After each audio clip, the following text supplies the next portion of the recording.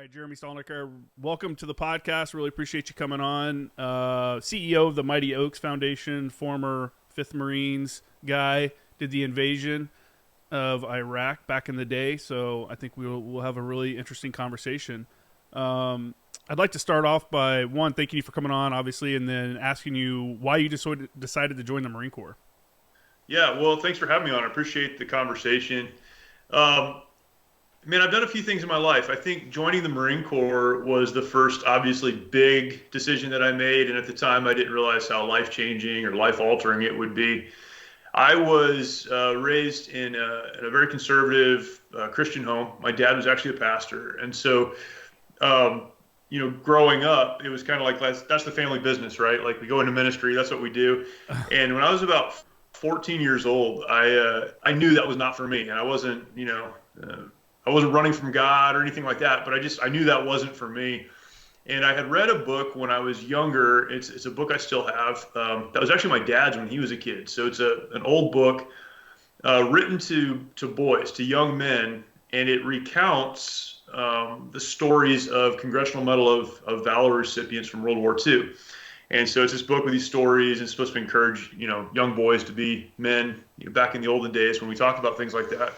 And my dad had given it to me when I was a kid, and I started reading that, and it kind of stirred those, I won't say patriotism, but the idea that you can do something big, and you can do something important, and live for something outside of yourself. Even when I was young, it started to kind of stir those thoughts and those feelings in me. So when I was 14, I went to my dad and said, "Hey, Dad, I really think that I've been called, right, to enlist in the Marine Corps."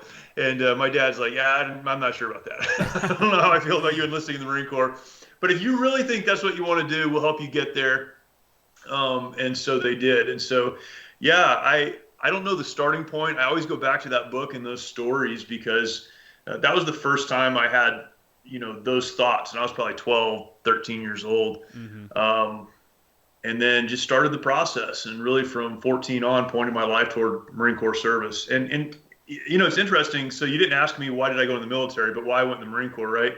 I don't really know. Like the other services just weren't an option. For some reason, somewhere along the line, the Marine Corps was, if you go into the military, that's where you go. And so that was always my goal. They got good branding, man. They have they have good branding. They really do. And they appeal to kind of young, guys who just want to do something. So, yeah, they did a good job. They got me. Yeah, I mean, when you're a teenager in early 20s, as a young man, you're really looking for a challenge. Some people are really looking for a challenge. And the military is an option. There's a lot of challenges that you can go into. You can go into the Army and get challenged and get benefits and stuff like that. They promote their benefits and everything. And the Marine Corps just goes in and goes, "Hey, look, it's going to be hard. Yeah. You might make it, maybe." Yeah. They're pretty upfront about that, and I think that's appeals to a lot of people. Even if people can say there's not a lot of difference between the branches or whatever, I don't necessarily agree with that. But that initial challenge is what pulls a certain kind of person. Yeah. I was planning on joining the Army when I was a kid. My dad was in the Army, and I was like, Army all the way, And then I hadn't really even thought about or heard of the Marines that much, other than seeing like Iwo Jima, the old John Wayne movie. Right, sure. And then I read Marine Sniper, and that was that is what kind of flipped me, That was the thing. Yeah. It's funny. My dad. So I had that conversation. I was 14, and somehow, and I don't know how he came across the program. And you're probably familiar with it, but it's called Devil Pups. It's kind of a nonprofit that is put on by the Marine Corps. Brings in, at the time it was just boys, 14 to 17, and it's like this 10-day mini boot camp held at Camp Pendleton. It's pretty legit. It was then. It's still running. In fact, my nephews just went through it this last summer. But my dad put me into that program, and I think his thought was like, this is going to scare the Marine Corps out of you. You'll never want to do this again. But man, to your point on branding and marketing, man, it was very hard. There's a lot of screaming, but it's only 10 days.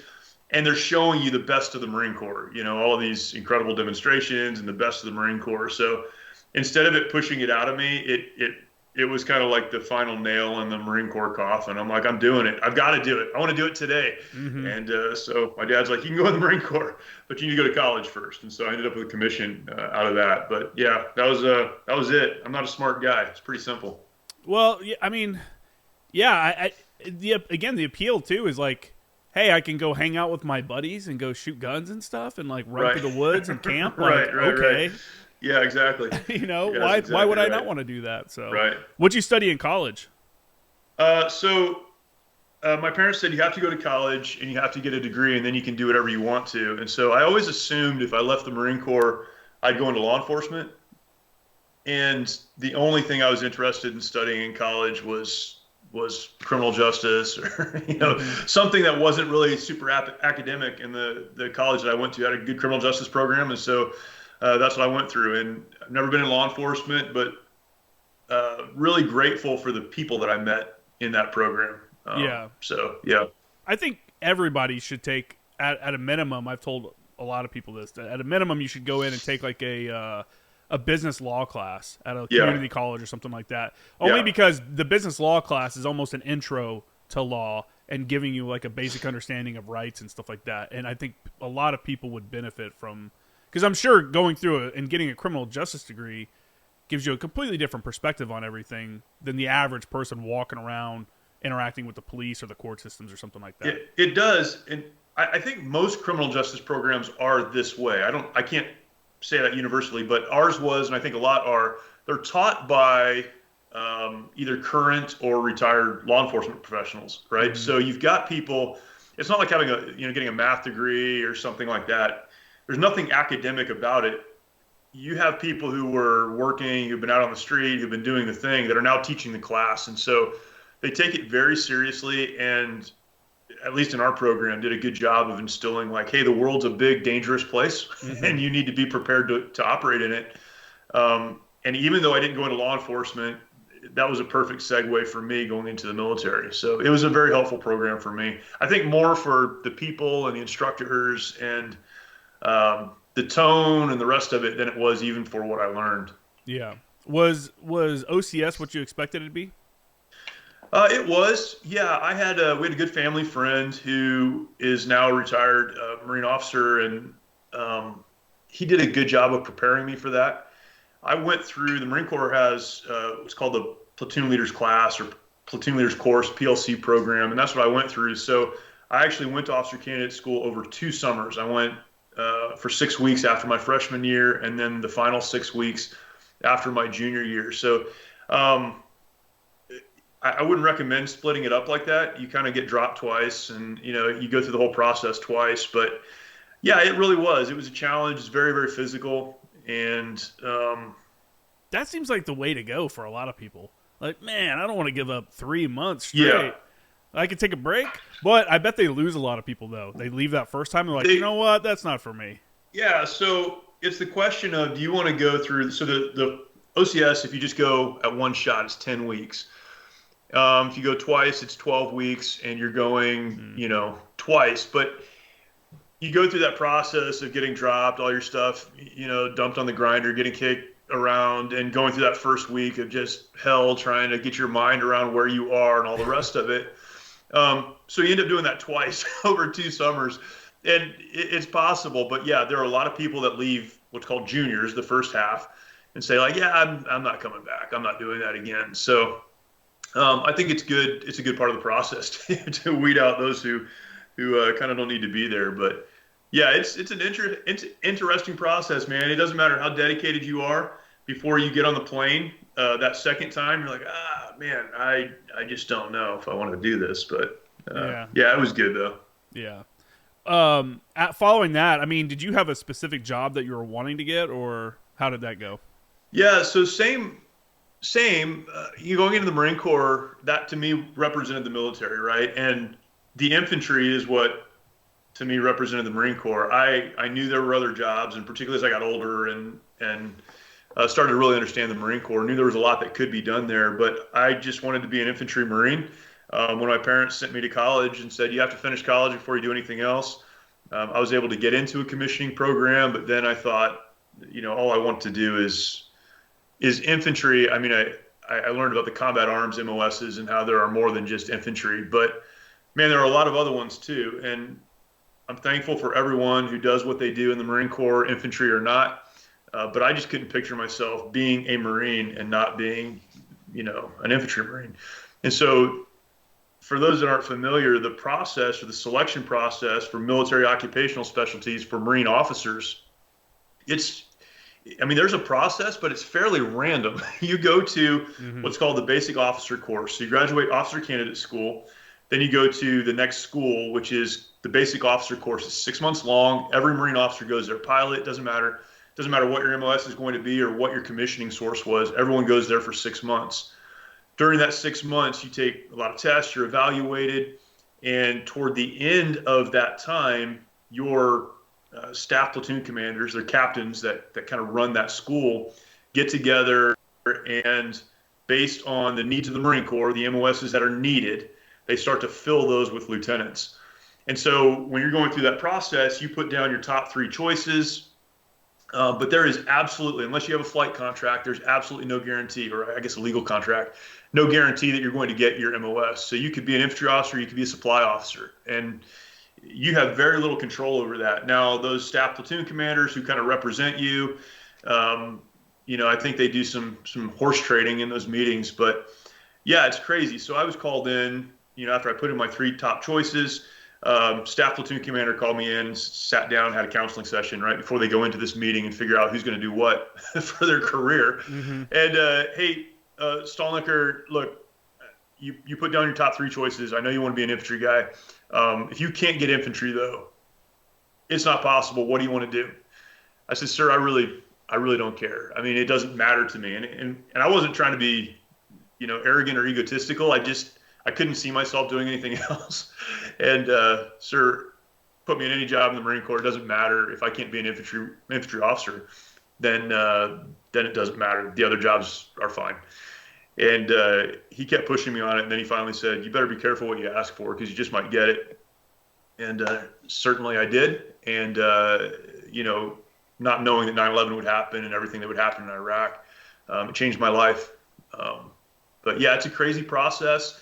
I don't know what I would have done I guess I would have done my best, but what I would have done if I'd gotten another job. But that was all I had ever wanted to do. Yeah. Did you ever read Nathaniel Fick's book, One Bullet Away? No, I don't think so. Okay. Mm-hmm. He was an infantry officer, recon officer. If you've seen Generation Kill, he's one of the platoon commanders in Generation Kill. Okay. His book talks about OCS and TBS, and then IOC, Infantry Officers Course. Yep. And I guess a lot of people were upset with him when he wrote that because he gave away a lot of secrets or whatever. But it's well known that like Infantry Officers Course is an extremely, extremely hard school to even get through. Yeah, again, I went to Infantry Officer Course in '99, so. I don't know what it's like today. I can't speak for what it is today, although the guys I know who have gone through it, would say it's pretty much the same. But yeah, we did. So you get selected to be an infantry officer. Then you go to infantry officer course. The first 2 days or something is an NDOC, which was the hardest physical thing I had ever done at that point in my life. So I've been in sports in high school and in college and been through officer candidate school and TBS. Mm-hmm. But the most difficult thing I had ever done up to that point, I've done other things since then, but was that NDOC.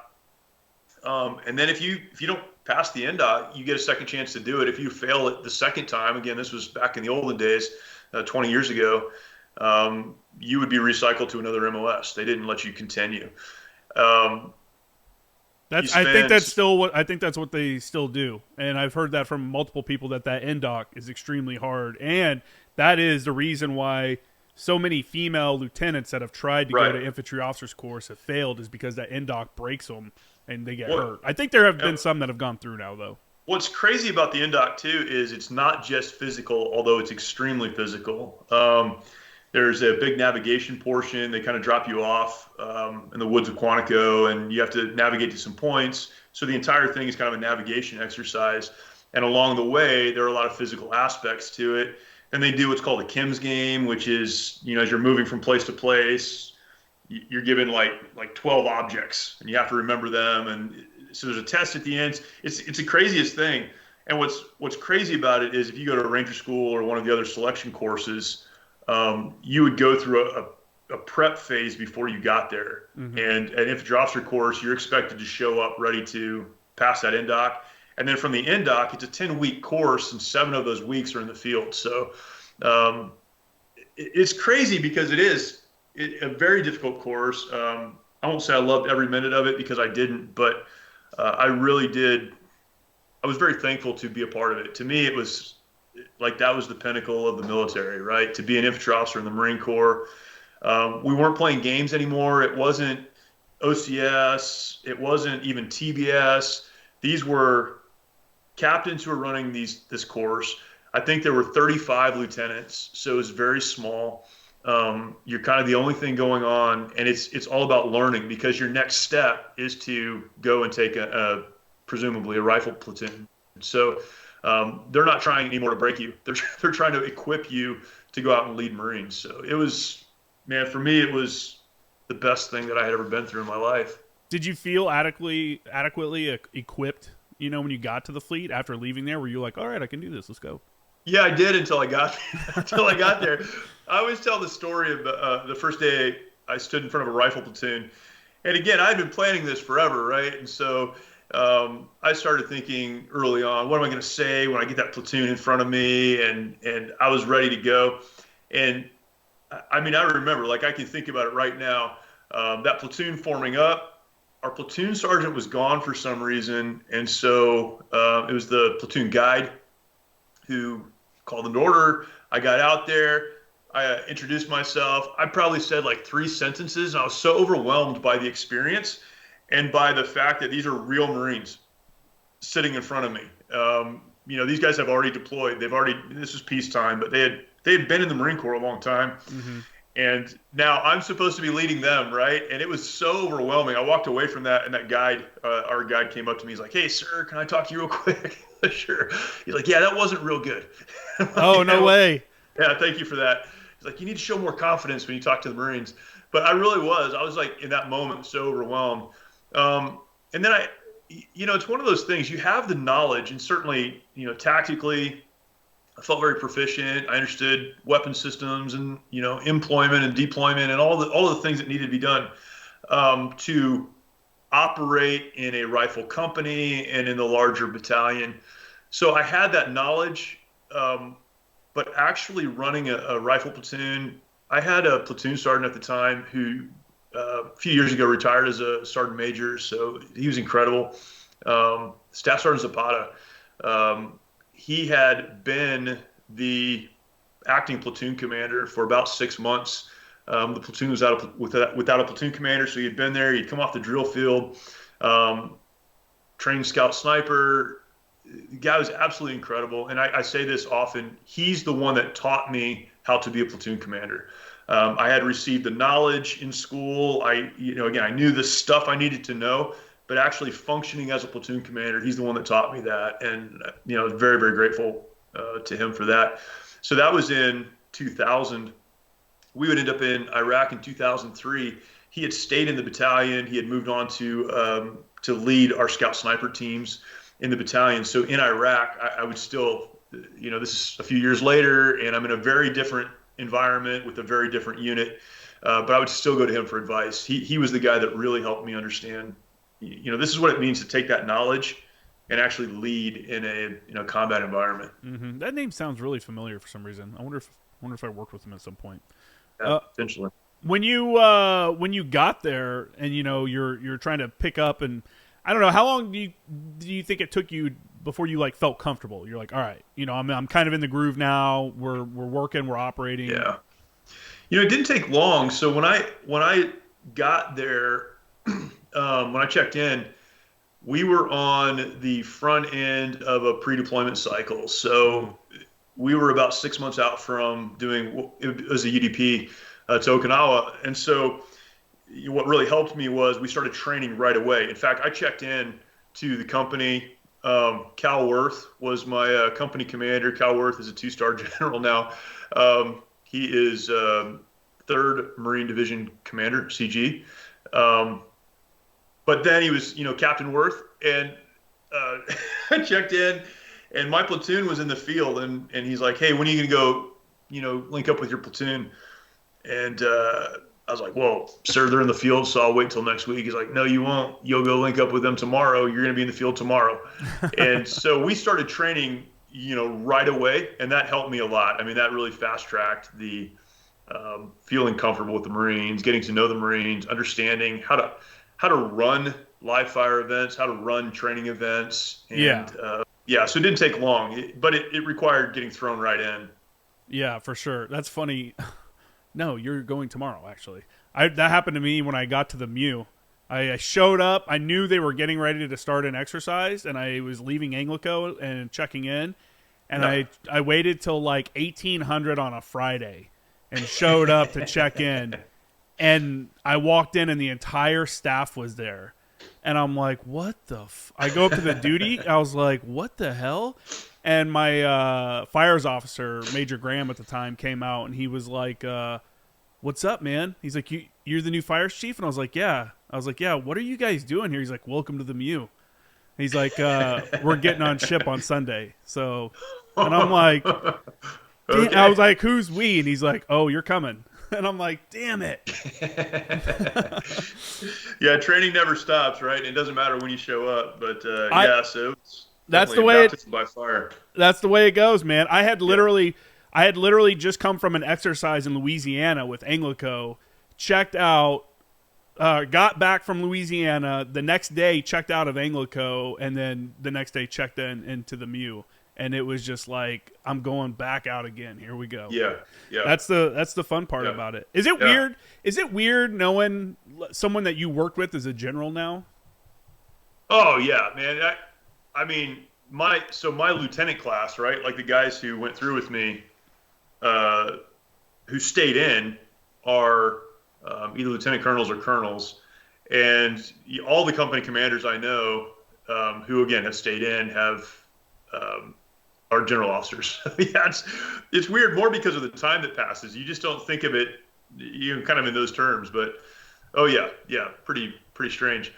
I was running the Marine Corps Marathon this year in DC, and one of the company commanders who was at 1-5 when I was there, Jason Morris, is a 1-star, and we kind of kept in touch loosely over the years. And I was running the Marine Corps Marathon, and you're backed up. Anyone who's done it, there's 40,000 runners, and so you're backed up. It takes a while to get to the start line. And so I got to the start line, and he was standing there in uniform. It was the craziest thing. So you got a general and kind of his staff standing there at the start line of the Marine Corps Marathon, and gave him a hug and kind of a high five. And yeah, it's a super weird. 20 years later is kind of a weird thing. Like, I used to drink with you. Like, I remember. Yeah, that's funny. It's always an interesting thing when I talk to officers, like older officers that know that people that are generals and stuff. It's like, that's got to be weird, because you know how it is. I mean, second lieutenants are just as bad as lance corporals. They're out there being ridiculous and stuff. Yeah, maybe worse sometimes, right? Yeah, it's pretty weird, but yeah, but it's cool too. It's good to see, and I'll say this to that point is it is good to see. It brings comfort to me that the Marine Corps is in good hands, right? And I know that's not universally true. I know there are bad officers, but a lot of the guys I served with who are still leading are doing a great job, and I'm really thankful for that. Yeah. Another question before we move on to the rest of your career. I like to ask, I haven't asked in a little while, but I like to ask some of the officers that come on, with today's technology, with the ability to learn so much from just going on YouTube and stuff like that. It's almost like, going to a college lecture 20 years ago. You can just go on YouTube, literally pull up college lectures on stuff. Do you think that it still should be a requirement for officers to have a college degree? Or do you think that there's room to add in other people? Because I've always considered, and I'll give you an example that I always use, is that if maybe when I am 18 years old and I graduated from high school, I go and join the union, and I go through an apprenticeship program, and I become a journeyman. Haven't I also proven that I can complete a task, and move into a higher position and stuff like that? I mean, what are your thoughts on that? So I like the model that the Army uses. We have warrant officers in the Marine Corps as well, but the Army is very good about promoting to warrants and using warrant officers in just about every capacity, and I like that model. I don't know that I could be wrong about this, but I don't know that college has always really been about education as much as it's been about kind of vetting a person, trying to learn, can they stick with something for 4 years? Can they go through the process and meet standards, whatever those standards are, and get through on the other side? But I'm with you. I knew so many people in the Marine Corps that, after a period of time had done the hard things, had even done the academic work. And, it's kind of a misnomer to think that the officers are the only ones with degrees. I mean, how many enlisted Marines have advanced degrees? There's a lot of them because they apply themselves, and they go to school, they better themselves, and a lot of them have kind of side hustles they're working on. So yeah, I don't think college is the only way, certainly, to evaluate. I just think it's the simplest way, probably, which is probably why it's been, I don't know why we've held on to it, but there probably is a better way. There's a lot of tradition wrapped up in that too, and I've never been of the opinion that you're better because you went to college. I know a lot of really, really dumb officers who did pretty well in college. I mean, even, academy graduates who you're like, man, how in the world, A, did you get in? B, did you finish? And C, like, did you put that uniform on yourself? Because you're just not that smart, right? That's funny. So I don't think it definitely necessarily demonstrates that someone's more capable or smarter. It's just an easy way to evaluate for the officer corps. Yeah, for sure. You're right. One of my first platoon sergeants, who was an infantryman, before he joined, he had gotten a bachelor's degree in electrical engineering. Yeah. And he was like, I was working and I was bored, so I joined the Marines. Right. I wanted to try this out for a little bit. And he's like, and then when I get out, I'm going to use my GI Bill to go back to college and hang out with college chicks and get a master's. Yeah. And I was like, okay. Yeah, there's a lot of super educated, enlisted Marines. And it is crazy. People always think, like, I hear this all the time. I'm sure you've heard this too, is, well, you go in the military because you can't do anything else or whatever. And it's that's just patently false. Like, it's not true. And I'm sure it's true for some people. For sure. But generally speaking, that is not the case. And the number of, like, attorneys and business owners and whatever that I know personally who I served with when they were PFCs and Lance Corporals, who, like you just mentioned, they went in for the experience, they got the experience, then they got the GI Bill and they went and they're changing the world. Like, that story is told over and over and over again. So yeah, the college thing is weird to me. I think it's just a tool. It's always been used, and yeah, that's especially true in the reserves. There's so many, because they all have their real jobs. So it's like literally like Lance Corporals that are lawyers and stuff. It's like, right. Yeah, that's right. They are the barracks lawyer for real. Yeah. Yeah, I think in my opinion, one step in the right direction would be to be like, hey, we have the MECEP program, which is really good.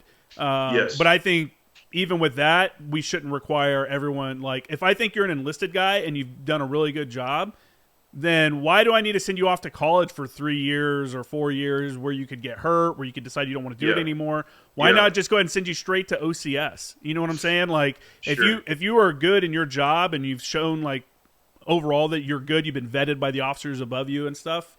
And I know that's kind of what the warrant officer program is for. Yeah. But most jobs you can't apply for the warrant officer program until later on, and there's just not that many warrant officers. Like you said, the Marine Corps doesn't use warrant officers like the Army and stuff does. I think there's a better way, And there's that limited duty officer program too, which a lot of warrant officers roll into that, yeah. And seeing an LDO is like seeing a unicorn. Like, there just aren't very many. But I think that's a good answer too, right? Is they're commissioned officers, but limited duty. So, they've proven proficiency in one MOS, and so it keeps them in the MOS. That's kind of the other thing about direct commissioning is how many people, you come from fire support background, right? How many people are capable of being high-level fire support and also really good at logistics and also really good at this other thing and really good at this other thing? So I definitely like the idea of, like, warrant officer, where it's like you're an expert in this area, and you are a recognized expert in this area, and we're not going to mess with you. We're not moving you somewhere else. We're not going to throw you into some other MOS. But I just don't know that there's a perfect answer to any of it. No, No, there's not. It's just an idea I keep throwing out there because there's a better way to do it. And I think when the military is looking for ways to improve retention, the thought that I could possibly jump into the officer corps by doing a good job my first 4 years. I mean, that would motivate some people, and not have to go through college. I knew, and I know I keep talking about this, but I knew a guy who was a great NCO, great Marine, awesome at his job, super nice guy, but he could barely read. And I didn't know this until we were sitting in a briefing one time and someone called him out in front of the unit to read a slide, and he could almost not read the slide. You know, and it's like that dude could be he's a really good leader. I mean, he's an NCO doing stuff, but his inability to read would probably hurt him if he tried to go to college or something like that, Sure. Yeah, sure. Anyways, we'll move on from that. So you're at 5th Marines. You guys do the UDP. At what point when you're there does 9/11 happen? We had, so I think we had probably been back from that UDP for about 6 months. And, I was on the rifle range and we got they stopped training and someone came on the loudspeaker and explained what had happened. And everything was so confusing then. No one knew exactly what it meant or what it was going to mean. I remember having a Marine come up to me. He's like, "Hey, sir, does this mean that we're going to war?" And I was like, "Oh, no, there's no." I mean, so remember, right? We had been in a long period of peace, and the conflicts we had kind of in the 90s, even including Desert Storm, were very air heavy. There was some ground conflict, but not much. And so it was just kind of the thought to me was that's what's going to happen. Special operations are going to go. There's going to be a lot of air, that kind of thing, but we'll never deploy. And he reminded me of that when we were standing in Iraq, a couple years later. But yeah, so I was on the rifle range and we found out about it, and it didn't mean anything right away, but within about a month, our battalion started getting ready to deploy actually to Afghanistan. We were going to be there in support of the special operations units who were making their way there. And then we got pulled off that mission at the last minute. We had Marines at March Air Reserve Base loading planes on Christmas Eve of 2001. And we were told to stand down Christmas Eve. Yeah. So then we were kind of cycled back into the UDP program. Bummer. And started getting ready for another Okinawa deployment, which thankfully didn't happen. But you talk about a depressing couple of days in a Marine infantry battalion. That's a roller coaster of emotions right there. And we had trained through Thanksgiving. We had trained through all the holidays. There was no Christmas. And then on Christmas Day, hey, have Christmas Day with your family. The 26th, we all went back in for a giant formation. And I think most of the officers who were there in that formation were pretty wasted because they had drunk themselves to death the night before, right? And it was just, we're ready for this thing. And then it just got called off, and we had a bunch of Marines who had been stop lost. Oh. And they were super happy. It was the craziest couple of days. Did they release them after that though? If they were stop lost? Oh, okay. They did. Yeah, I think they gave them 30 days or something like that, and let them go. So for those that don't know, real quick, the stop loss, that was early GWAT. They sent out a letter. If your EAS is on this date or earlier, you're not getting out. You're extended for whatever time frame. And that was also really big when they were doing recalls. They were recalling people from the inactive ready reserves. Right. Yeah. My first deployment to Iraq, we had 4 or 5 recalls, and we actually were overstaffed for the deployment, and they sent active duty guys back to their units and left the recall dudes on the deployment. Man, those guys were pissed. Yeah. Yeah, well, so the Marines at 1-5, prior to 9/11, it was one of those periods of time, right? They had done 2 UDPs in their 4 years, done two UDPs. Nothing really significant happened. Mm-hmm. The command climate wasn't good before there was a changeover in command. So it was like not a fun place to be. Mm-hmm. And then those guys got stop lost. So it was just not a great environment. But then we trained, we got ready. New officers came in, new staff NCOs came in, there's new leadership. But those Marines who had been stop lost, they hated their lives, they hated the Marine Corps, they hated us, they hated uniforms, they hated America, right? Like they hated everything. So when that stop loss was lifted, we lost half the battalion. Yeah, it was so crazy. That is crazy. I wonder, after 9/11, did you see a lot of people who were planning on getting out, re-enlist? I don't remember that.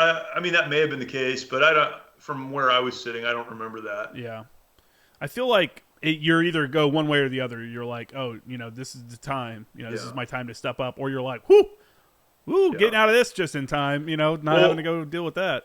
And when we were told to stand down, so you're not going to Afghanistan. That was 2001. You're going to now get ready for UDP. A lot of the Marines who probably would have stayed in or would have re-enlisted were like, yeah, I can't do that. This war is going to be over in 3 months. Mm-hmm. There's no reason for me to stay in. We just came out of basically 10 years of peacetime. We're going to go back into a peacetime Marine Corps. And so it was super demoralizing, even for good Marines who were like, yeah, no, I'm not going to do that again. And we're not going. They just told us we're not going. And so this battalion will never see war. 5th Marines, the most decorated regiment in the Marine Corps, deployed more places than any other regiment in the Marine Corps, right? And we're sitting there going, we're never going to deploy to war. So it caused a lot of good people to get out. Yeah, that's a bummer. Yeah, for those that don't know, UDPs, like you're going and training in Japan and some of the other nations around the Pacific there. There's time on ship, time off ship. I never did one, but I did do the MEU, and being on ship for any amount of time is not fun. So I could see like, oh, we're not going to Afghanistan to strike back. We're going to go get on ship. No, I'm okay. I could definitely see that. And the 31st MEU, so that's what we were on, was the 31st MEU. Mm-hmm. The 31st MEU has never deployed to combat in history. Done some humanitarian missions and things like that, but never deployed to combat. So it's pretty well known throughout the Marine Corps. If you end up on the 31st MEU, it doesn't matter what else is happening in the world. Strategically, that's an important location. It's in Japan. Yeah. And so that's where you're going to be. You're not going to the fight, whatever the fight is. And so that was like, hey, you're not deploying to Afghanistan. And, oh, by the way, you're going to Okinawa. So, yeah, it's like, yeah, we'll never fire a live round ever. So when did that switch again? So we started to get ready and train. We did all of the workup throughout 2002 and even had advanced party in Okinawa. Mm-hmm. We had received the advanced party back from the unit that was there. I think 2-5 was in Okinawa, and we were going to replace them. So, their advanced party back was with us. We had sent Marines there. And sometime in December of 2002, the order came down, hey, you're not going to Okinawa. The advanced party that just came back from 2-5 is being sent back to Okinawa. Your advanced party in Okinawa is coming back to Camp Pendleton, and you guys are going to Kuwait. And it happened that fast. And so we went from, it may have been earlier than December. It may have been like the end of November. But we went from, getting ready for this UDP to different uniforms, different gear, putting in gear requests, putting in live fire training requests, and went from, kind of the standard programmed, get ready for a regular deployment to what do you want? What do you need? Where would you like to train? How many days do you want to be out training? And it got really crazy really fast. Yeah. Yeah. I mean, always flexible, that Semper Gumby lifestyle. That's crazy. That's literally a year of different like emotions of like, what is going, I'd be like, what is going on right now? What are we doing? Yeah. We were all over the place. And, again, no one was in Iraq then. So that wasn't even on most people's radar. I mean, it was something that's being talked about over here. But through 2002, Afghanistan was the only thing happening. And so that kind of turn was, it was pretty crazy. It was good for Marines. It was really bad for families. I mean, it was a crazy time. Yeah. It's funny, like, if you're outside the military or whatever, you probably don't get it. But a lot of Marines would be excited. They're like, yes. Right, yeah, you're right. We want to do this, I'm pumped. It's hard for people that are outside of the that world to understand, like, you want to go into the war. What is that Yeah, mindset? And you're like, dude, it's like being on a football team and that's practicing right. every day but never actually playing the game. Yeah, You want to that's go right. in and play the game at least once. Yeah, that's exactly right. And we were getting ready to deploy in January anyhow. So, you're already in that mindset of we're leaving. Mm-hmm. And so it's like, oh, we're not leaving. Like, to use your analogy, we're not leaving to go practice. We're leaving to go play. And so it was, yeah, it was good for Marines, but it was really hard on families because then it's an open-ended. We have no idea what this is going to look like, how long this is going to last, what it's going to mean. Um, Yeah, because I think in it, the Gulf War they sat in the desert for many months. I think at least 6 months. yeah, it was a long time. Yeah, it was a long time. Um, yeah, we had no idea. It's crazy too, and it's important to say how flexible and adaptable Marines are to a new mission and new. And that speaks to our training, and it's very, you know, we can adjust our training to different environments. But how quickly the families adjusted, how quickly the Key Volunteers program, which is basically the network of wives who are now going to start taking care of each other and meeting regularly and checking in with each other. Like how fast kind of all of that stood up Mm-hmm. was pretty incredible as well. So when you see that, and people who haven't lived through that as a family member, you really don't understand it. But it's crazy to see military families take care of each other, and particularly in the uncertainty of moments like that, how they really rally together. Yeah, it's a pretty phenomenal thing to watch. All of those pieces come together that quick.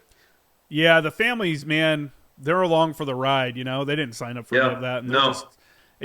Often I forget. I think a lot of us do forget, like how much angst and stuff that causes when you're doing different things. For us, it's just another day of work. Like, okay, I got to go yeah, here. I'm going here for training. I'm going to do this. I'm going to, got another deployment coming up. Especially when global war on terror was really going and deployments were pretty.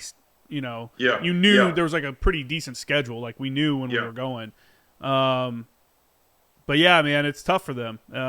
It's good. It's good to see, but you do what you got to do. That's the kind of thing. yeah. How long were you guys? How long were you guys in Kuwait before the actual call came down? Like this is happening. Yeah, we got into Kuwait. I don't know the date, but it was early in January, and we spent a couple of months. We'd go up to the border, and we sit on the border for a few days, and we pulled back. We did a lot of live fire training, and it wasn't until March 19th. So as we record, it was a week ago or something like that. Mm, 20 whatever years ago, 22 years ago, that's 21 crazy. years ago. Um, but yeah, so whatever that is, January, February, March, so probably a month and a half, 2 months or something like that, where we sit out there and then move up to the border and sit there and pull back, and we kept doing that until eventually we pushed all the way across the border. Could you see before you guys actually pushed across? Did you have eyes on any kind of Iraqi troops on the other side of the border? Not troops. Our first objective was on the other side of the berm. That was at the border, and so that was pretty big obstacle that was blown, and we moved through. But our first actual objective on the Iraqi side was it's called a gas oil separation plant, and it's where pipelines came together and were processed. So it was kind of like a factory. So we could see Mm-hmm. the factory, and we knew that was there. Um, but as far as enemy soldiers on the objective, they were dug in, and we definitely figured that out when we got across the border. But we couldn't see them from where we were. Did the enormity of the situation resonate with you? Were you like, holy shit, like we're invading a country right now? Not really, man. It's crazy. Um, it really is crazy. No, and it should have, right? And some of that speaks to like training. So Kuwait, Iraq, it feels like you're in 29 Palms. Mm-hmm. So I've done this before, right? We've done this training before. I think there's something also in the back of your mind that's like, this probably isn't going to happen. Um, you could think about Desert Storm. You could think about some other times when we would do a show of force thing and then nothing happened. So no, I don't think so.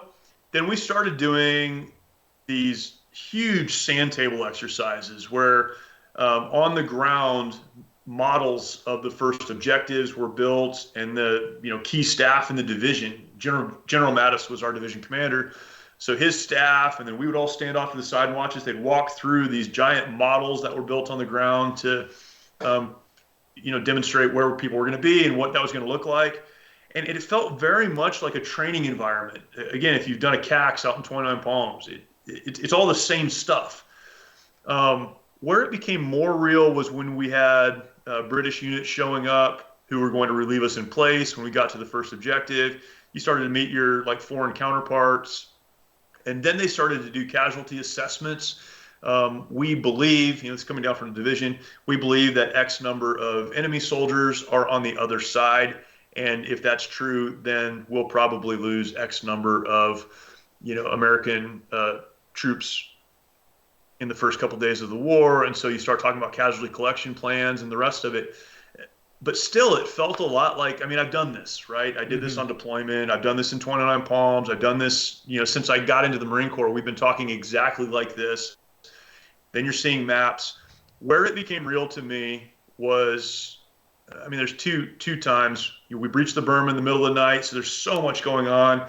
The artillery in the sky was absolutely incredible, and it was all assisted, so it's like burning in the sky, right? And so it was thousands of rounds. You're watching that as we're making our way toward the border. The breach is blown, so I'm the second vehicle back in our battalion, and we start to make our way through the breach. Where it became real was when the tracer rounds started coming back toward us. And then immediately your brain goes, wow, we're not training anymore. Like, this is real. This is, man, and that, just that quick, it changes so fast. And then you start to see, things and people on fire. You see so many different things that maybe you've seen in a movie, maybe you've read about in a book, but you have been told your entire life, it's not supposed to be this way. And it's just mass chaos. And so it became real as we started moving toward the objective, but it wasn't real up until that point, which is strange to think about. But again, I think that speaks to training and a lot of other things. Yeah. It would be strange if it wasn't the way you trained, right? It'd be, yeah, it's right, funny. yeah, it's yeah, funny yeah. how it's like, wow, this is just like training. Well, yeah, that's what exactly like training. Yeah. That's the point. Yeah. But I know what you're really saying. Was. And I think it lowers the anxiety level, because it's like, oh, wow, okay, this is not the first time I've been through this kind of exercise, right? Yeah. We've done this before, and so it's going to be the same. Well, it was the same until it wasn't, right? When you're rolling through minefields and having people shoot back at you. But the mechanics of it were the same, which is obviously super helpful. Tracer fire is always something where you're like, oh, shit. Because you can actually see how close stuff is. Yeah. You're like, oh, man, that's real. That's like... They're coming this direction. What are they doing shooting at us? Yeah, exactly. I always talk about my first night in Singen, and we were at the FOB, and we're sitting there, we were grilling steaks with the advisor team that we were taking over for. Yeah. And because they were leaving the next day, and they were all pumped, so they got some steaks. And we're sitting there, and there's like tracer fire that's just flying right over the top of the Hescos. I was like, oh shit, they're like, yeah, it happens. It's kind of part of it. I'm like, oh man, okay, well this is interesting. Some Taliban dudes trying to shoot at one of the Afghan posts. It was a pretty common event, but it was just like, wow, this is weird. We're just sitting here hanging out, grilling steaks with this tracer fire like 10 feet above us or something. Just like, whatever. That's the way of life here. It's weird too, right? How fast the human mind can adapt to a new environment. Mm-hmm. It's super crazy at first, and then it's just kind of like what it is. Like, well, I guess this is what we're doing now. And then you do, and you just move on. Pretty weird. You just keep on keeping on. Keep on, yeah. Have you seen? There's a documentary called Severe Clear. Have you ever heard of that? I haven't. There's an arty guy. I think he was. Did you guys go over on ship initially? No, we flew commercial into Kuwaiti International and got on buses. I'm trying to remember what unit he was with. There was an arty guy who documented the invasion back with, handheld camera and stuff like that. Yeah. And it's pretty graphic. I don't know what it's on anymore. It used to be on Netflix, but it's pretty graphic. And it's like, oh, shit. And I think if people saw that, they'd be like, because of how graphic it is, you're like, you see like the burning body on the side of the road and stuff. It's like, that's real life, man. That shit is happening in other places. Like Americans and people, a lot of people in general take it for granted that we live in a peaceful area. You know, there's crime and stuff, but there's no car bombs going off. You know, there's no like suicide bombers blowing up. There's no random like, I don't know. We live in a peaceful environment. And I think we take it for granted sometimes. When you guys were moving up, what were you in? Were you in AVs or were you guys in like Humvees or what? Our battalion was split. So I was the platoon that I was responsible for was called the counter mechanized platoon, and our battalion had taken. For those that are familiar with CAAT teams, combined anti-armor teams, typically you have two platoons. You have Humvees with heavy machine guns, 50 caliber machine guns, and Mark 19 automatic grenade launchers. And then you have a platoon with tow missile launchers on them. And our battalion had taken those two and combined them into one platoon. So that was my platoon. So I had 18 hardback Humvees, all the heavy guns, all the anti-armor. We had Javelin systems, all the anti-armor, and all the tow vehicles. So that's what we were in. And then we had all our logistics folks were in like high-back Humvees, which there was no protection in any of it. And then we had Amtraks as well for, like, so we were special operations qualified, right? So we had helo company, boat company, and then track company, but there everyone was moving in tracks. And so, yeah, it was super weird. In fact, the Humvees that we were in had been taken off of MPS shipping. So it's the maritime pre-positioning shipping. So around the world, for those, again, that aren't familiar, around the world, there are ships and then secret locations that have all the equipment you would need to go into a country in like 48 hours or something. And when we went to Kuwait, they pulled those off. So the Humvees that we were in were like 1991 era.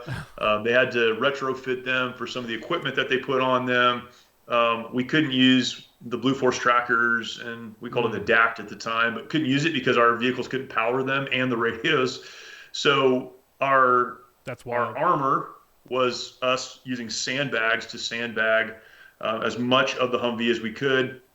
I had a SAPI plate that I took out of my plate carrier and sat on because we didn't have any protection underneath us. And then we sandbagged the rest of the bottom of the Humvee, which we hit a mine. So that's what kept us from dying inside. So yeah, not like it is now, and not to compare one way or the other, but we had no armored vehicles at all. And the Amtraks, man, they're great, but they were not made to travel that way that long, and so they broke down constantly. The vehicle situation was a pretty crazy situation. That'd be miserable to be in the back of an Amtrak there. I've never ridden in an Amtrak. I somehow made it 12 years and 2 Mews and never rode in an Amtrak. Yeah. But I've never heard a good thing about riding in the back of an Amtrak, unless you're the driver. Right? Those guys love it, but anyone that has to ride in the back has always been like, dude, miserable ride. And those dudes were stuffed in with NBC gear on and man. Yeah, not a good situation. And then if you make contact, they go from being, locked down inside of that to the hatch, the back hatch coming open, and they're rolling out into like, where are we, right? And they've been, it's a terrible situation. Thankfully, we don't do that anymore. But that was the way. That was the way. Yeah. So you were part of the CAAT team. Were you guys actively? You guys weren't like hunting armor. You were more protection from armor for the column, right? Yeah, so when we pushed across the border, there were some like old T-55s and some older kind of Soviet-era tanks that we engaged with javelins. First Javelin kill, first live Javelin kill was within probably an hour of us making our way to the border. And those were new at the time, right? Javelins are still pretty new. Yeah, brand new.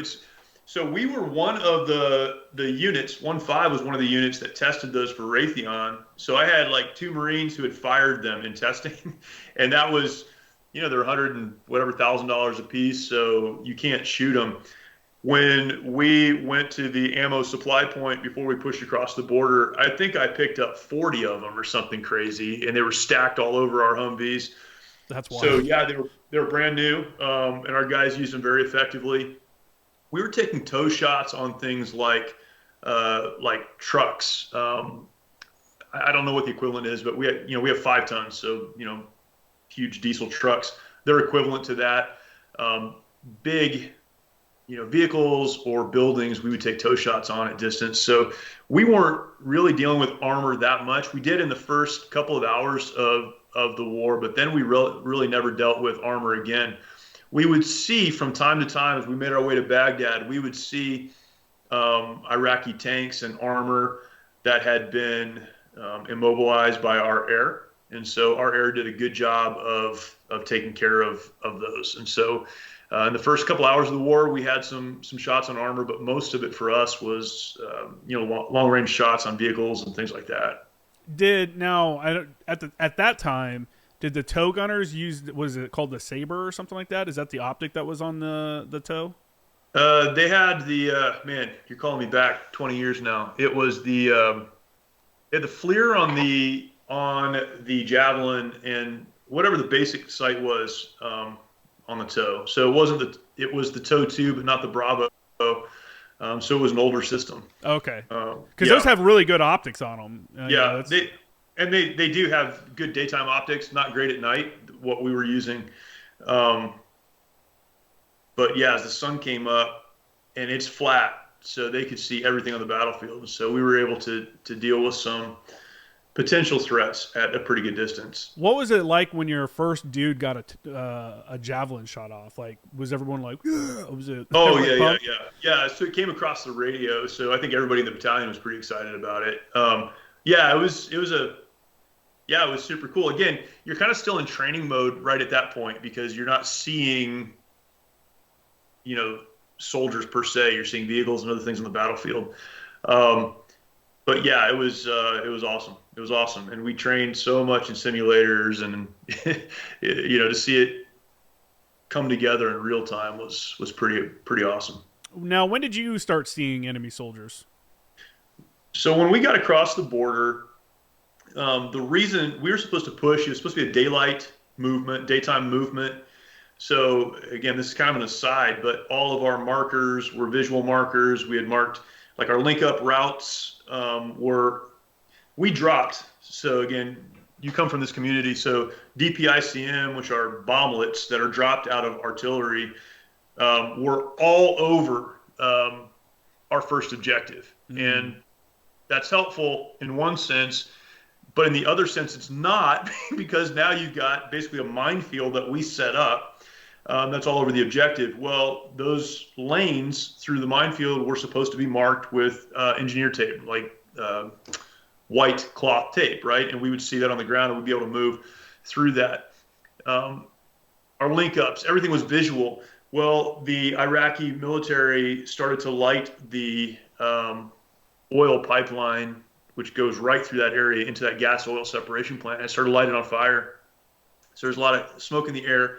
But because of that, we're trying to preserve that, right? And so because of that, the timeline to execute was moved up about 10 hours, and we made it a nighttime movement into the country instead of a daytime, which created so many issues, as you can imagine. That's why we ran over a mine in my vehicle, and a lot of crazy stuff happened because of that. But it was dark. But once we got across the border and got to the facility and to our objective, there's so much going on. There's artillery. We're having a loom set up so we can see the battlefield. And then there's a lot of things on fire, buildings, dug in positions, people.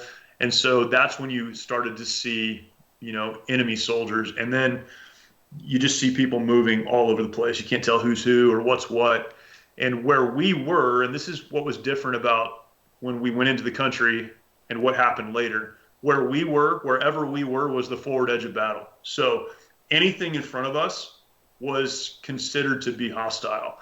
And, take that how you will, I guess. But for us, that really simplified things, because if someone was standing up in front of us, particularly that first night, they were considered to be a bad guy. So we engaged a lot of targets that night. As the sun came up the next day, there were hundreds and hundreds of Iraqi soldiers that were surrendering. And so then we started to kind of turn our attention to processing them. Some were trying to get away, some were still trying to fight. So a very confusing time, but it wasn't long after we got across the border that we started to recognize like these are real people, and they're trying to do us harm, or because of our indirect and air, they've already been dealt that blow. Yeah. Yeah, and it's easy to get bogged down too if you start processing a lot of prisoners, because that's been, I Yeah, mean, that same thing happened in the Gulf War, I believe, is where we yeah, just had thousands and thousands of Iraqi yeah, soldiers like, nope, I'm good. yeah. Take me in. Yeah, Yeah, that's and wild. for us, we didn't. So, that was unique to us crossing the border. That happened there. It didn't happen again as we were moving north. Mm. So, the only time we had anyone surrender to us was there, but it was hundreds of soldiers. And, kind of the intel at the time was all of the conscripts, the soldiers who don't want to be in the military, who don't, Mm. they're not down for the cause. They all got sent to the southern border. And so as soon as they could, a lot of them um, surrendered. And there was a real difference between those guys and the Iraqi Republican Guard, or whatever they called them, who were also there. And we had to actually, dig out of holes and kind of engage with them because they were engaging us. Yeah. How are the civilians reacting? Like, I imagine you saw some civilian populace along the way.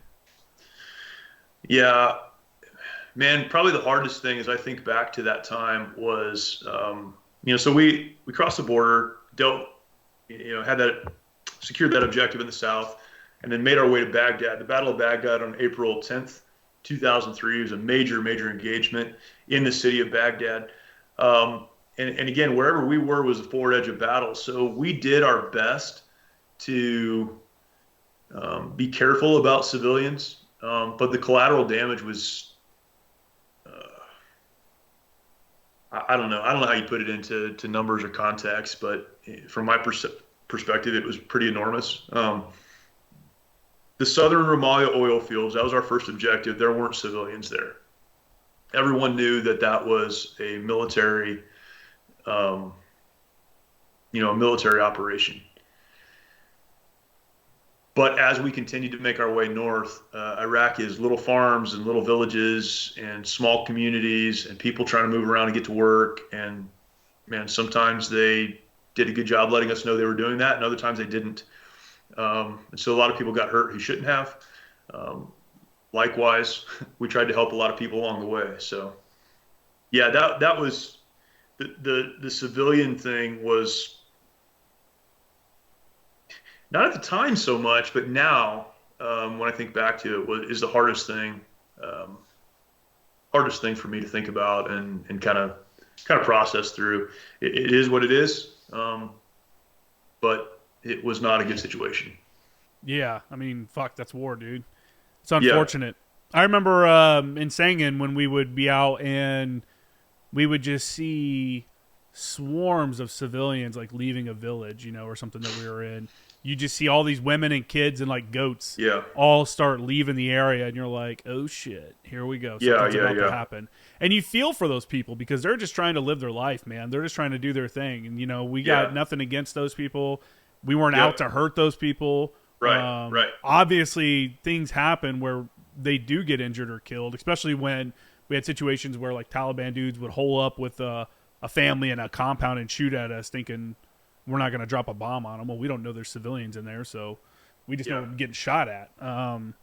Yeah, man, it's that's I think that's probably an issue a lot of people have with that. With like going to Iraq, going to Afghanistan, and stuff like that. Is yeah, seeing the harm that can happen to people that have no, you know, no yeah. fight in it. It's crazy, and so that happened along the way, right? And I could give you specific examples of just people being in the wrong place at the wrong time, like farmers who probably drove the same stupid dirt road every day of their lives, and today they've got a Marine Infantry battalion set up in a security position that didn't know they were there, right? And they drive out of the same brush line they've come out of every day, and then we engage because we don't know what it is, right? So you have those stories, but when we went into Baghdad, Baghdad's like the size of Los Angeles. I mean, it's a huge city. It's a built up city. We went in, we got ambushed, took us 12 hours to get to our objective. We had over 100 casualties, most wounded in action, not KIA. We did have some KIA, but so chaotic environment.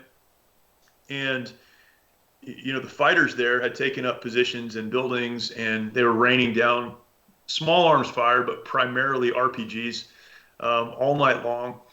And we're a Marine Infantry battalion. I mean, there's 1,200 Marines. We had all of the organic weapons, rifles and pistols, but then we had all of my weapons, TOWs, heavy machine guns, that's 50 cals, Mark 19s. All of the Amtraks that were there had 50 cals, a lot of 7.62. So we had hundreds of thousands of rounds of ammunition, and to get from point A to point B, we fought our way through it by using thousands of rounds of ammunition to do it. And so it's that, right? You're trying to engage an enemy who's trying to kill you, but there are people living in those buildings, and there are people like just trying to get out of the way. And then we'd set up a security checkpoint when we're trying to pass other troops behind us or set up for a counterattack or whatever. And you've got a family, and we had this happen. Families got in the vehicle they had, and they're just trying to get out of town, and they're running straight at a security checkpoint that I have 50 cal set up on. We don't know. We just saw an ambulance stop in the street and 5 bad guys jump out with AK-47s. We have no idea who's what or why they're moving or whatever. You engage them, and then you find out it was a family inside of that vehicle. So you have a lot of that happening. And again, you just have to reconcile, like, we weren't there to hurt them. In fact, we brought a lot of medical care, a lot of humanitarian assistance, a lot of other things there to help them. But in that moment, my priority, mission accomplishment and, the safety, security of my Marines. And that's what we had to focus on. At what point did you guys start implementing like ROEs on vehicle checkpoints, like using pin flares and stuff like that? Yeah, it was after we pulled out of Baghdad. So we were in Baghdad on April 10th, and we stayed there for, several weeks. When we pulled out, honestly, so April 10th, we were there the 10th and the 11th, a lot of fighting. It was just incredible. But after that, and I could tell a story, there was a counterattack planned. Fighters were holed up in a building across the street from where we were. An A-10 came on station and destroyed the building and everyone inside of it. That was the last round that was fired while we were there. Nothing else happened. We were patrolling on foot. We were rendering, medical care and aid. We were doing all kinds of stuff in Baghdad without a single problem. And so once we got there, we didn't have those problems. We pulled out, the Army moved in, and this is not a smack at anybody, but the Army moved in. They started to patrol in Bradley fighting vehicles, and brought a much more kind of militarized approach, and engaged some folks they shouldn't have engaged, and that started a whole string of violence in Baghdad again. And that's when those ROIs were instituted. So for us, the ROI was, if you think there's a threat, you can engage it, which is silly and very loose. But once kind of the kinetic aspect of, that movement stopped, and now we're stationary, the rules of engagement changed a lot. Yeah. Yeah. Man, I mean, how did you feel during this time as like being a rifle platoon commander, or being a platoon commander, doing your job as an infantry officer? Yeah. I mean, this will sound strange to probably everyone, but maybe not everybody, but I mean, it was a dream come true in a sense. I mean, it was what I had planned my entire life around. It was a dream I thought had kind of been taken away. And again, it's not me. It's like right place at right time. But I had been a rifle platoon commander. Then I got moved over to weapons company. Then we had a lieutenant move on. So that entire thing was combined. So I, as a first lieutenant, had 84 Marines. I had 18 vehicles. I had all the heavy guns, all the anti-armor assets in the battalion. When we got set to move, I worked directly for our operations officer. I navigated for the battalion. I was the second vehicle back in the entire movement. And then once we got into Baghdad, we had special operations teams and other kind of three-letter agencies that were trying to gather intel, and a lot of other people that were there. And me, and my platoon would go on all of these operations with them to provide security. So it was, I mean, I couldn't write a better script for myself. So yeah, it was, man, it was something I could have only dreamed about being a part of. And I know it sounds strange, but to be able to do what you've trained, a lot of your life to do and thought about for a lot of your life. And again, going back to that book I read when I was a kid, thinking about, these monumental historical engagements that, people throughout history have been able to be a part of. It was a very proud time for me. Yeah. I mean, yeah. What an interesting time, man. That's so crazy. Yeah, Few crazy. people in history can say they've done something like that. So, wow. Yeah, the war's changed a lot, and I work for a veterans organization, so I talk to a lot of veterans, and I mean, my deployment was relatively short. It was a very kinetic movement, and it was the last one that happened, right? So the war that went on for 20 years was never again like it was for us. And so I can't even relate to, Sangin. And I have friends who are in Sangin. I can't really relate to that. I mean, I understand it intellectually, but I wasn't a part of that. Or Ramadi or Fallujah. Like that was a different war than I was a part of. It was in the same place, but a different war than I was a part of. And so, yeah, it was a very unique moment in history. Yeah, for sure. When you guys were moving up, how did you guys use your mortars very much? How often were you using that? And how hard was that for them to be employed? Because I imagine if you're on the move most of the time, what are they going to stop and place, fire a couple rounds, and then displace? Yeah, not very often. We moved pretty quick, and we always moved with like there was a moment. I tell the story about us getting in this firefight on a bridge. 11th Marines was fire cap. We were the only active unit in the country, so we had all of the indirect assets of the division available to us. Nice. And so when it came to our mortar systems, our mortar platoon and then the mortar men in the rifle platoons all acted as either provisional rifle platoons or securely set up security positions. But then we'd end up in a city, and they wouldn't set up there, so they served as riflemen more than anything else. Yeah. Yeah, man, that'd be cool to have to be on something like that, and you have all the fire support assets that you want, like everything's at your beck and call. Also, probably very nerve-wracking, I guess, for like the JTAC and like the fire support coordinator that's got to coordinate all that while everyone's on the move. Right. Constant updates to fire caps to the artillery location, constant updates to friendly locations. Like that's an environment where it's easy to see friendly fire incidents happening with, aircraft dropping, which we saw with the A-10s in Nasiriyah, and artillery. Once you pull that string, that round goes. So, yeah, that's what a wild time, man. Yeah, it was crazy too.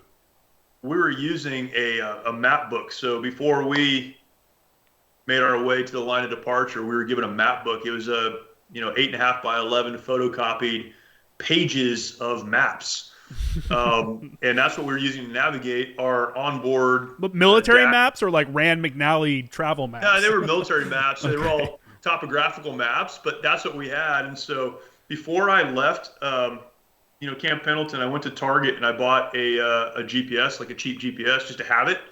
And I ended up navigating our battalion basically from Kuwait to Baghdad by sticking my arm out the window to get a 6-digit grid, and then finding it on that in that map book, and then reporting that back so that our fire support folks could do their work, because we were the kind of the lead element. So yeah, it was, man, like, again, we didn't know any better, and I mean, there are harder ways to do it than that. But things have changed an awful lot. Yeah, it's a crazy thing to think about. It makes you feel very old. Yeah. Oh, I mean, it's such, you're talking about literally the opening days of an engagement where, right. it's not like, Afghanistan, we've been there for 10 years and then, okay, look, we have maps of everything. Not only do we have maps of everything, we have every neighborhood sectored out and compound numbers listed, like GRGs. But on my third deployment, I had my tablet. I think that was the first time I had a tablet that had all the map data in it for my area and all the GRGs, and I could be talking to an aircraft and be like, hey, sector 4F, compound 5, and they're right on it. And they have the same tablet with the same map data, and they pull up a 10-digit grid of that compound, and they know exactly what, like, such a different time, right? It's crazy. Yeah. And you guys were working off of photocopied maps. But to be, even today, to be successful, you have to be able to do what you guys were doing. The guys that come in and they see these tablets and all this Gucci like electronics gear and stuff. Right. It's really cool stuff. A lot of it's awesome, but a lot of it will fail on you at some point. And if you can't revert back to like doing a 2-point resection to figure out where the hell I'm at or something like that, then you're kind of worthless. You know what I'm saying? You got to know the basics. Like brilliance in the basics is the reason. And then you use all these like cool pieces of gear that we have. I talked to a friend of mine this week who was one of the company commanders in Desert Storm. So they were he was with 7th Marines, made his way to the border of Kuwait at the time, I guess. Mm-hmm. Anyhow, so he was a part of all that. And he was talking about how they got off ship and they got handed GPSs, and this is 91, end of 1990. And he's like, I'd never seen a GPS. No one knew how to use a GPS. So I think about where we were. Well, before that, they knew how to like use a compass, and we learned that. But that's how they were navigating, these kind of major engagements, right? So, every generation uses the tools they have, and that's the right way to do it. Yeah, the old plugger is probably what they were using. That big ass. Right. You guys were still using pluggers, right, at the beginning of the war? Yeah. They had daggers weren't out yet. Yeah. And all your codes would go out and then nothing would work, and yeah, the plugger is an old school GPS that the military had, and then it got replaced by the dagger, and then I don't know if they use anything else. A lot of people used we had, like, for me, like when I would go out, I would have my dagger obviously, and then I would have a Garmin 4Trax, which is the wrist GPS. And I think a lot of people did that, and now I think a lot of radios have GPS built in, so you can even pull information off that. Interesting. I could be wrong. Technology, man. Yeah. The war technology continues on. Yeah. How do you, for sure. Compare how we invaded Iraq and did that whole thing to like how Russia's trying to invade Ukraine. Two different situations, obviously, but like their tactics. Imagine if we had lost hundreds of thousands of people, which is what's happening there. Right. Like, it's crazy that I don't know. It's crazy how they're doing it, I think, compared to how we did something 20-something years ago. Yeah, I mean, and I think that's the difference between fighting a military and kind of dealing with a population, right? When we went into Iraq, the population hated Saddam and they hated the military, and they were really happy we were there. And so, when we were there, again, I know a lot of that changed and there was an insurgency and, how it kind of unfolded. But in the early days, we were fighting a uniformed military, and they represented a dictator, and the country, the people that were there didn't support that. They had to go along with it, but they didn't support it. So they were very happy we were there. So I think that was, what Russia's dealing with is trying to take a country from citizens that are unwilling to let go of it. And there's a lot of other things going on politically there, but yeah, we were not dealing with that situation. And if you look at the history of insurgency and that kind of thing, taking the uniform off and fighting populations that don't want you to be there, countries don't win that unless they raise the entire country and start over, Mm-hmm. And that's kind of what they're trying to do. It seems like, they're leveling. They may do that. Yeah. They're leveling all these small towns that are on the outskirts, on the edges, on the front lines of the battle. You see these videos afterwards, and it's literally just shells of buildings. Like, it's gone. It's crazy. Again, we don't realize, a lot of people don't realize how good we have it, That's right. No, that's exactly right. Exactly right.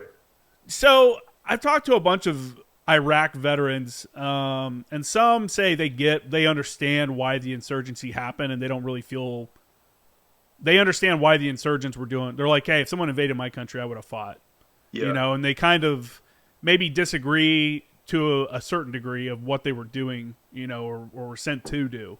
Do you ever have any questions about that, or do you, feel fine with everything that transpired? Yeah. I mean, if I'm just being honest, I don't think we should have been there at the time. I agreed with the reasons that were given. It all made sense to me, and I think at that moment in history, it made sense to most people. I do believe that Saddam had weapons of mass destruction. I mean, even while we were there, there's cause to believe that some of those were attempted to be used on us. A lot of the intel that we were getting was, the approval levels had gone pretty low in the military structure. The closer we got to Baghdad to use, gas and things like that. We had alarms go off at one place where we were moving through an area. Again, I think they were there. I think they got moved out to other places. So I don't think the intel was entirely bad. I think the reason that the United States got involved was not what we were told that it was. It's hard for me, and I'm somewhat conflicted in this because I also know that when we went there, there were a lot of people who were helped. Saddam was an evil, evil dude. His sons were, not as smart as him, but certainly more sadistic. And it was a terrible environment for those folks. We come across farmers who have fields that are plowed, but they can't get water because they have to pay for the water, right? But they can't grow crops, so they can't sell their crops, so they can't get the money for the water, so that sits empty, and their families are, starving. I mean, that was a normal situation, particularly in the southern part of the country. So, us going there helped a lot of people, and it was a good thing for a lot of people initially, for sure. And again, things have changed a lot. But getting rid of Saddam is a good thing. These are all good things. But should we have been there? Should we have lost the life? And even where there wasn't loss of life, a lot of folks who are still struggling with their service there. Was that the right thing in light of using kind of 9/11 as a cover and all of that? Looking back, I don't think so. Again, I'm thankful for my service. I'm proud of my service. I'm proud of what we did. I just mentioned that was kind of the highlight of my, one of the highlights of my life, not just of my time in the Marine Corps, but of my life.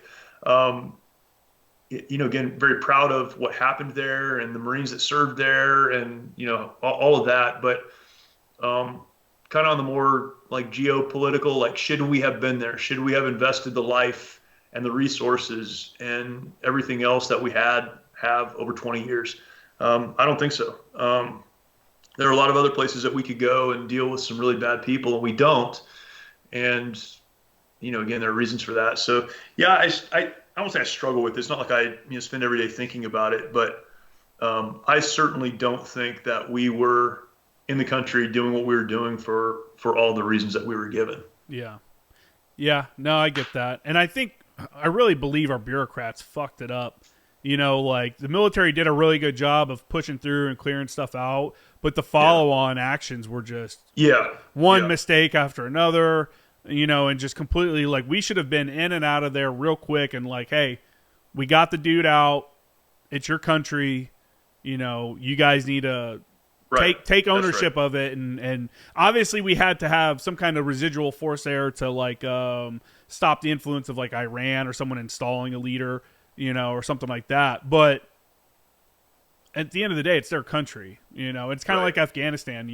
It sucks that Afghanistan fell, but at the end of the day, one, I think our pullout was fucked up. I think everything about that was messed up, and having been there to where, I think that was a mistake how they did it. Complete disaster. Yeah. But I'm also, when people go, well, think about the Afghans now, think about the ones that are there still. And it's like, well, man, they had 20 fucking years to stop, the Taliban from coming in and taking over. Like, we gave them everything that they could have, every tool that they needed. The only thing, the thing that really messed it up was our politicians and our bureaucrats and coming in and accepting a certain level of corruption. You know what I'm saying? And when we accept a certain level of corruption from these people, then we're allowing them to do stuff that doesn't make sense, and that's how you end up with like Afghan troops that have like a magazine of ammo and almost no food. You know, of course you're gonna turn your guns in when the Taliban comes and says, "Hey, you know, you can either drop your weapons or we're gonna kill you all." And you know, what do you have to fight back? Is it, you know? But what I'm getting at, I know I'm rambling a little bit, but is it sucks that the military goes in and does what they're supposed to do, and they do it, you know, the best of their ability, but then all of that is kind of screwed over by a failure of planning or failure of action from our bureaucrats and politicians that are supposed to come in and, you know, I don't know. Yeah. You guys took the city. You guys took the country. You know, like you did your part. I mean, I would like to believe that it is just a, you know, failure of leadership and poor planning and all of those things. What bothers me more is looking back on definitely Iraq and, you know, even Afghanistan and wondering, you know, was it a failure or was the agenda what actually played out? You know, again, Afghanistan is a great example. We went there to presumably to deal with, you know, the number one terrorists in the world, including Osama bin Laden. But that wasn't what we did. I mean, we did end up finding him, but that wasn't what we did while we were there. We did a lot of other things. Mm-hmm. And so, you know, there's a lot of underlying questions. Why, if the goal is to do that, do we focus in these other areas? Iraq, for sure. When you look at some of the large companies and corporations that made billions of dollars there, again, I could go way off on all of this, but we executed in Iraq as clean an invasion and, you know, whatever you want to call that, takeover of the country as we could. I mean, it was, you know, incredible. But then it devolved into 20 years of necessary infrastructure building, necessary, you know, contracting and everything else that went into that. So that's the hard thing, I guess, for me. And I think a lot of other people that I talked to that served in Iraq is, was it a mistake? Because, you know, I guess that happens. That's bad. Was it a mistake or was that the plan? And I think that's the hard question to kind of get your brain around, if that makes any sense at all. No, I know what you're saying. I don't think it was. I really believe at some level there's a lot of general officers and senior leaders in the military that didn't question continuing rotations to the war because they wanted to go. They didn't want to be the only colonel, you know, that didn't get his deployment ribbon or didn't get a combat action ribbon. You know what I'm saying? Like, yeah, I don't know. Over 20 years, there was I don't think you could have walked up to a E4 and below in any branch of the service that was deployed and go, what's your overall mission here? And what's the instinct that we're looking for? You know, that didn't exist. That's right. Yeah, that's fair. And you know, everything gets so mired down in, again, continuing operations, but also, well, we're this far along, we have to stay and we have to figure it out. I think we should still be in Afghanistan. I mean, there's a lot of reasons for that. That's probably a different conversation. I don't think we need to have, you know, tens of thousands of folks there. We should have held on to Bagram. But that all aside, you know, you put yourself in a position as a country where you have to continue. And the price for that is human life. And I think that's what we, as Americans, fail to get a hold of. Yeah.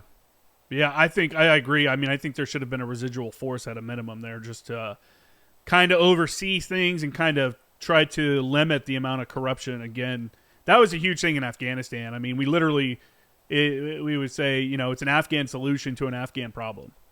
Right. That was a very common, like, saying, you know, like, hey, that's not how I would have done it, but they're taking care of it, you know, or they got this. Right. And there was, you know, when you hear about like ghost roles, like the roles of soldiers, there's like a list of soldiers that get paid and a lot of them aren't even real. They're just going to the commander, you know, or commanders are being given uniforms for their troops and then you find out they're selling them. when you find stuff like that, like I wasn't surprised. Like when the whole country went to shit, that was when they said we're pulling out, and people were like, "Oh, it's gonna be within 4 weeks, 8 weeks, the country's gonna fall." I'm like, 4 days? Like, what are you talking about? 8 weeks? No way. Yeah. And I wasn't as affected by that as some people were, because I was an Afghan advisor in Sangin, and Sangin had gone back to fell under ISIS within like 2 years of us leaving there. We were the last advisor team in Sangin. Yeah. And when we pulled out, there was a Marine Infantry battalion there, and then I don't think anybody replaced them after that rotation. It was supposed to be just the Afghan National Army, and within a year they were. One of the other dudes on my advisor team sent me a YouTube video that was a video of the bazaar in Sangin, where when we went through, it was always full. People selling stuff, kids, women, and then it was just a ghost town, like literal freaking tumbleweeds blowing across, had been blown out and everything. It's like, I don't know. Yeah. I lost a couple friends, in these conflicts. None while I was there, none where I was in combat with them and they were killed or anything like that. But I imagine if that was my situation, had I been with like 3-5 and Sangin, and multiple of my friends had been killed and blown up, and then the pullout from the war went the way it was, I would probably be more bitter. You know what I'm saying? That makes sense. Yeah. I don't know. It's a tough thing, man. I think every veteran's got to kind of figure out their thoughts on it. I tell people not to dwell, too much. Like, as long as you did what you were supposed to do and you didn't do anything wrong, man, like, it is what it is. We don't have a say in some of this stuff. Well, and one of the, just general pieces of advice I give to people is you do the best that you can with the information that you have. And you can't spend the rest of your life regretting what you did with the best information you had at the moment. And, that's where it gets really dangerous is, well, we should have done something different or this or that or whatever. Well, I mean, if you knew that and you still went forward, that's a different thing. But if you took the information that you were given, you did the very best that you could, you fought as honorably and, justly as possible, and you have nothing to regret or to feel bad about. And I do think that is an important place to settle is, look, we were doing the very best we could with the information that we had. And knowing that I know, and I know this happened, I know there's atrocities in every war and all that.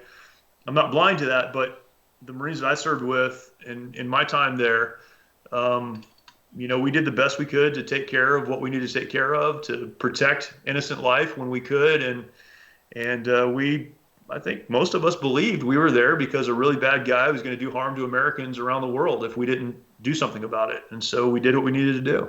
Yeah. Yeah. If you can walk away and say, hey, I kept my honor clean, then it is what it is. I don't feel bad about, there's nothing I regret doing. So I sleep peacefully at night. Right. That's right. I don't have issues. I'm lucky to not have the like PTSD issues that some people have. I mean, obviously you don't go anywhere for 7 months and come back the same person. You're always, you're going to change from those life, just kind of life experiences. But, I don't know. I'm talking, so for people's perspective, don't think I'm like, I don't know. I feel okay with everything, and I don't have a lot of issues, so I can speak about it like that and say whatever. I'm not that concerned about it. But if I was severely suffering from PTSD or, again, seeing my buddies, multiple of them get killed right in front of me or something like that, I may have a different perspective on that, and I completely get it, So, yeah, sure. That's fair. What made you decide to get out? The party just started. Yeah, well, so I made the decision. So for Marine officer, when you are commissioned, you're commissioned into the reserves. That's just how it's set up. So you're commissioned officer into the Marine Corps Reserves. After your initial contract, you go through a process that's called augmentation. And augmentation is the Marine Corps offering you a regular commission. So it's kind of an opportunity for the Marine Corps to go, hey, thanks for coming, but we're not going to continue this relationship, right? And so when I came to that point of augmentation, we had already gone through that. You're not going to Afghanistan. We all believed the war was going to be over pretty quick. I had just lived through kind of a, like a lot of people had, a peacetime Marine Corps or military. Um, it just, I wasn't doing and didn't think I would ever do the things I came into the Marine Corps to do, if that makes sense. And so I turned down augmentation. Well, that was about a month before we got the order, hey, you're going to Kuwait, and then we went into Iraq. So I had already made the decision to get out. I accepted a job, which I could have gotten out of, but I accepted a job with a church that I started working for.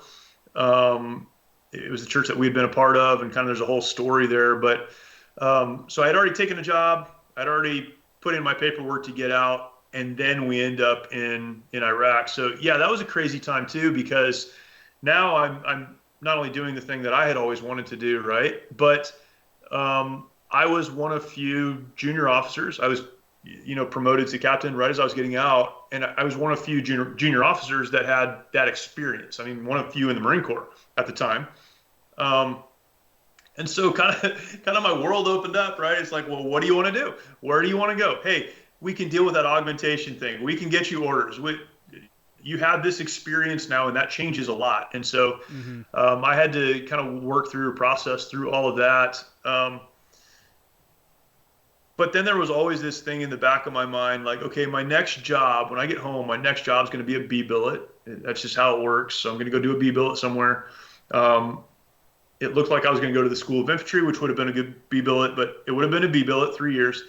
And then I could rotate back to the fleet and potentially be a company commander, but there's no way this war thing's going to last that long. So I'm going to do a B billet and still end up in a peacetime Marine Corps. I need to be happy with what I've experienced and happy with what I've been a part of, and move on. It'll be better for my family, better for me. And so there were a lot of factors there. Had I known then what we know now, that probably would have changed that. But I thought, hey, man, I got to be here. This is awesome. It's over, and now I can move on. Yeah. I mean, everybody goes through that, right? When it comes up to that end of their time, their end of their enlistment or their obligation of service, you start to really think about what's important, and, right. And then, for someone like me that got out before, like, I retired and stuff, it was a lot of the little stuff that just started getting annoying. The Marineisms of, like, listening to a sergeant major yell at you, like, dude, come on, man. I've been doing this for this long, and I'm just kind of over it. It's like, right. I'm going to put my hands in my pockets. I know you keep telling me not to, but it's just the way it is. That's just how it is. I was just, and when it was all that kind of stuff, and you have a family, I started, I looked and I was like, man, my kid's starting to get older, and he knows I'm not here anymore, Right. Like, how much is this going to fuck him up for me not being around? And I was just like, when they told me I was going to go on another MEU, where I knew, you can get called up, things can happen, and you could be that first, America's 911 force, but that 99.9% of the time, that's not the case. Right, that's right. And I was MEU staff. So my big job was answering the phone, staff sergeant. And I was like, I can't tell my kid goodbye again to sit here and sit on a ship to go do that. Right. This isn't worth it. You know what I'm saying? Like, I felt useful when I was going to Afghanistan. Like, when I went as an advisor, I've always said that's my most, like, cherished deployment, I guess. It was like, I felt like I was doing my job. We were out making a difference in that community, like, I don't know, all of it. I was just doing it. And to pull back from that and start transitioning into that peacetime Marine Corps, I was like, this is just going to get bad.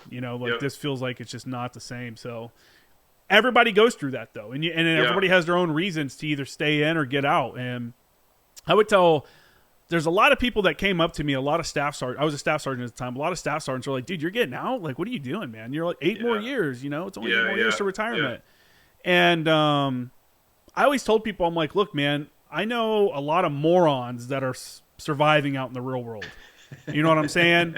So I'm going to shoot for the stars and do something I really want to try doing. I'm going to get out and do something cool and if it doesn't work out, then I'll move back home and get a factory job. Like it's whatever. I felt like I think a lot of people don't look at that. They don't understand how capable they are, and Sure. it's they're afraid to walk away from the service because it's like a really big, safety net. I'm walking away from a retirement. I'm walking away from a guaranteed paycheck for the rest of my life, or to go do what? And I don't know, man. I felt like it was a good time, and I don't know if you kind of thought that same thing, like, hey, I'll make, I don't have any issues. I can make it in the real world kind of deal. Well, and I think you have to do, what you think is best for you and your family. Same as you. I had two little kids, and I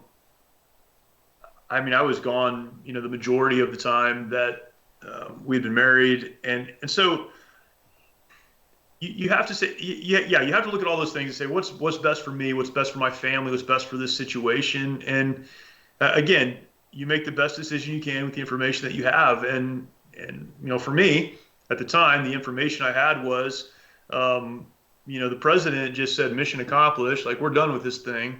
I'm going to go into a peacetime Marine Corps. That was hard for me to deal with the first time. It's going to be, harder for me to deal with now on the other side of this.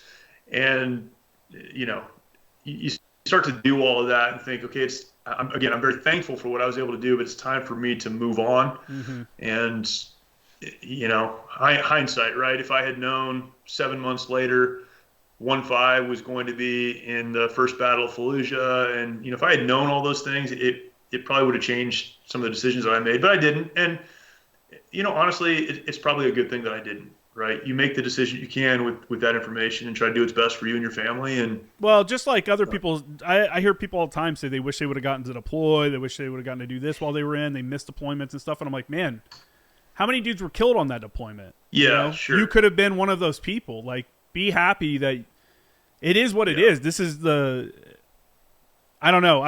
I get it if people haven't deployed and they miss out on that and they're like, man, I didn't, But at the same time, there's a lot of dudes that deployed and lost buddies and stuff like that, and you don't want that kind of fucking heaviness to carry around and shit. Yeah, you know we what I'm saying? Back.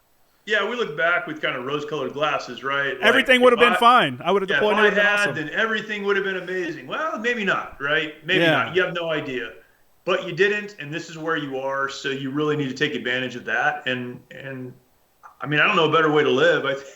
I think you have to stop regretting what you did or didn't do in the past, and move forward with purpose and intentionality, and make the best of where you are. Yeah, purpose is like the big thing for a lot of people. I think they get out, and that's what they miss from the Marine Corps, because every day, here's the job I got to do, and it's up to me to come in, and you're being held accountable.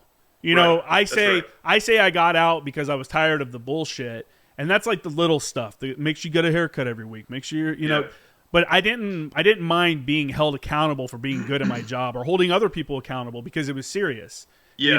When you're in these combat arms jobs, and you've deployed to combat, you understand the seriousness of this guy not understanding his role, and the problem when you get out and you leave a job like that is you're not going to find a job that has that kind of seriousness behind it, unless you're like a police officer, maybe, or there's a few jobs obviously, but for the most part, if you just get out and go get a regular job, if you fuck up a number on the spreadsheet, 7 people aren't going to possibly die. You know what I'm saying? It's probably going to be okay. Yeah, right. Having purpose is huge. So I think I really, encourage people to find something that they're interested in and invest in it, and just let it, be part of your purpose. So what do you do now? You're part of the Mighty Oaks or you're the CEO of Mighty Oaks Foundation. How do you find purpose now that you're out? And Mighty Oaks has helped a lot with that. I think identity and purpose, again, I'm a Christian, so for me, it's understanding God created me with, purpose. And so I need to pursue that, right? I need to find that instead of just kind of wallowing or feeling bad about where I am or what I've done or whatever, the things we just talked about. So it's identifying that there is a purpose and then seeking that out. And Mighty Oaks for me has been huge in that regard, because we work with veterans, active duty service members, and first responders. We deal with trauma, post-traumatic stress, all of those related issues. And we've been able to help thousands of men and women over the years. And so it really is an opportunity to take, kind of my own life experience, the things I've been through, and we have a huge team, and to then help other men and women who are going through, similar struggles and have come through or come out of similar backgrounds. And so it's funny, but finding purpose by helping other people find their purpose, right? You're right. If you have a job where you put the wrong digit on a spreadsheet, people probably aren't going to die. I think, in a lot of places that's true. But when you're helping people find their purpose, particularly in the veteran community, that really can be the difference between life and death. Certainly between a fulfilling life and, and not. So yeah, it's been a real privilege to be a part of and to be able to help folks. Yeah, that's awesome, man. And the way you put it, like, I know a guy who just committed suicide, I think last week. Major Zuppinger was his name. He was a MU assistant opso when I worked with him. Super awesome guy.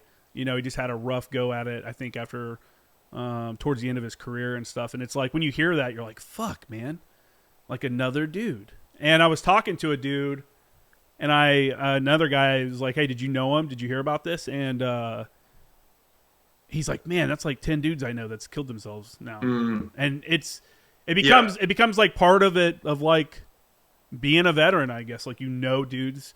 And I don't know why it's so prevalent in the military. Yeah. I don't get it. I don't understand why veterans. I get it if you're like 90 years old and you're on the edge of death and you're just tired of the pain and shit like that. But when you're like in your 30s or 40s and you got a whole life to live, really, I mean, that's half a life to live left. I don't get the permanent solution to a temporary problem. You know what I'm saying? And it's a major problem. Just to put it in perspective, just over 7,000 men and women were killed serving in Iraq or Afghanistan. Just over 7,000. Over 30,000 who have served in Iraq or Afghanistan have committed suicide. So, yeah, it's a major problem, and thankfully we have the opportunity to engage with that. A lot of other good organizations are as well, but it really is incumbent upon us to some degree as veterans and those who have served to help others who have served figure it out. Yeah. For sure. Yeah, no, my biggest thing, and I say this a lot on the podcast, is reach out to somebody. Yeah.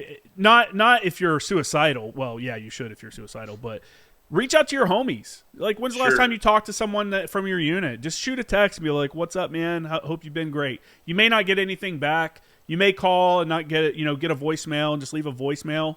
But even reaching out and giving that attempt is huge, and a lot of times, like, one of my old radio operators called me a few weeks ago. We talked for like an hour and a half. I haven't seen this guy in like 10 years, and I'm like, oh, what's up? And it was right back into it, like messing with each other, harassing each other a bit. And that's what can really help people out, because I had a different situation. I got out of the Marine Corps. I stayed in San Diego, and I started a military podcast. So I'm interacting with military people pretty regularly. Right.